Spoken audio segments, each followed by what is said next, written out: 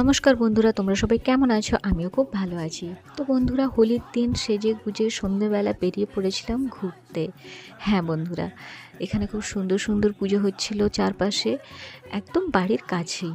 তো এত সুন্দর মাইক বাজছে, বাড়ি অব্দি আওয়াজ আসছে, না না ঘুরলে মনটাই ভরবে না। তো যাই হোক, রাধাকৃষ্ণের মূর্তি দেখলে তো মানে কি বলবো, প্লাস দোল পূর্ণিমা, আলাদাই মহিমা রাধাকৃষ্ণের, তাই না?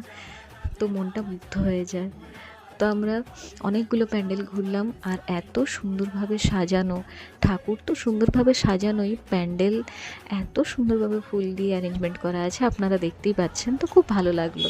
যাই হোক, এরপর আমাদের খুব খিদে পেয়ে গেছিলো, আমরা চলে গেলাম ফুচকা দোকানে। পুরো নিরামিষ ফুচকা দোকানই, ম্যাক্সিমাম এখানে নিরামিষ ফুচকা দোকান আছে।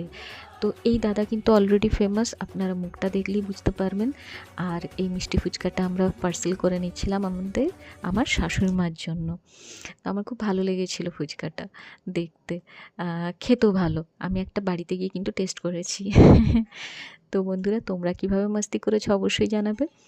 আর আমরা এখানে খেয়ে নিয়েছিলাম চুড়মুড় আর টক ফুচকা, তাই জন্য মিষ্টি ফুচকাটা খাওয়ার মতো আর পেটে জায়গা ছিল না।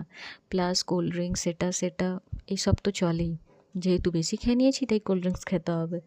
তবে চেষ্টা করি লিমিটে খাওয়ার, জিরো সুগার এখন চলে এসছে। তো বন্ধুরা, তোমরা অবশ্যই জানাবে তোমরা কেমনভাবে হোলির দিন কাটালে। এটা ছিল আমাদের হোলির সন্ধ্যা, এইভাবেই আমরা সন্ধ্যেটা কাটিয়ে নিয়েছিলাম। থ্যাংক ইউ বন্ধুরা, লাইক কমেন্ট শেয়ার করতে একদম ভুলবে না। ভালো থাকবে, পাশে থাকবে। টাটা।